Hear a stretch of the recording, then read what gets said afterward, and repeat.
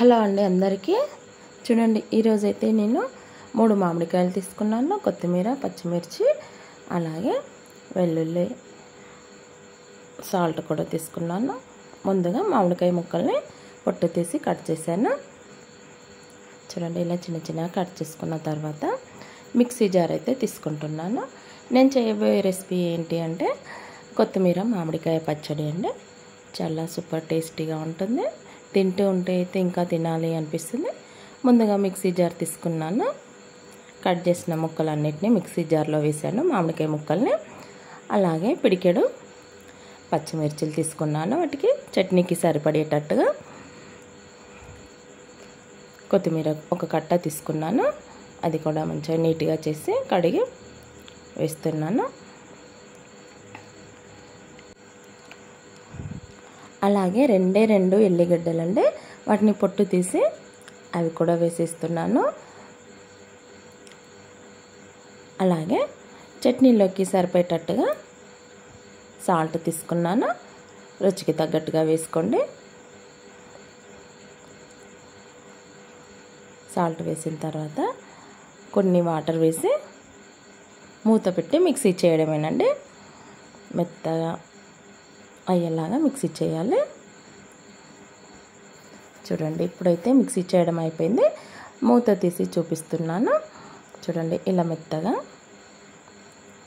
చేయాలి.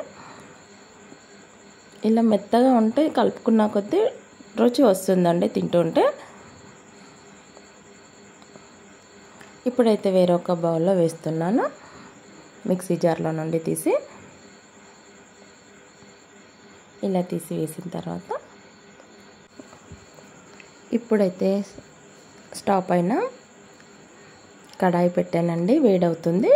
వేడైంది. ఒక కర్రీ స్పూన్తో 5 స్పూన్ల ఆయిల్ అయితే వేస్తున్నాను.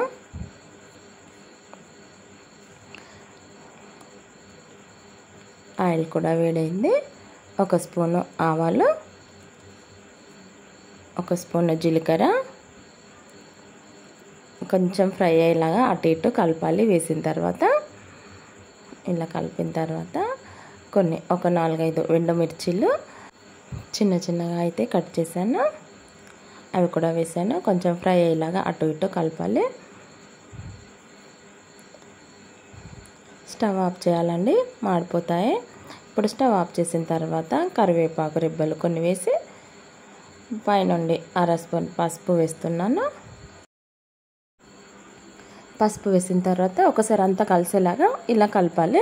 స్టిక్తో కలిపిన తర్వాత మిక్సీ చేసిన కొత్తిమీర మామిడికాయ పచ్చడి ఉంది కదా, అది ఈ కడాయిలో ఆయిల్ పోపులో వేసి అంతా మంచిగా కలిసేలాగా కలపాలి.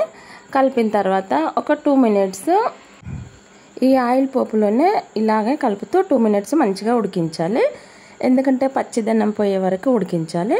ఇలా ఉడికించినట్టయితే కొన్ని రోజుల వరకు నిల్వ ఉంటుంది.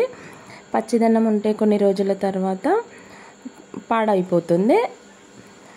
అందుకోసమని ఒక 2 మినిట్స్ మంచిగా ఉడికించాలి. ఇలా ఉడికించిన తర్వాత అయితే ఇప్పుడు మామిడికాయ పచ్చడి రెడీ అయినట్టు. కొత్తిమీర మామిడికాయ పచ్చడి చల్లారిన తర్వాత మనం ఇలా సర్వ్ చేసుకోవడానికి చిన్న మడతమంలో వేసి పెట్టుకోవచ్చు.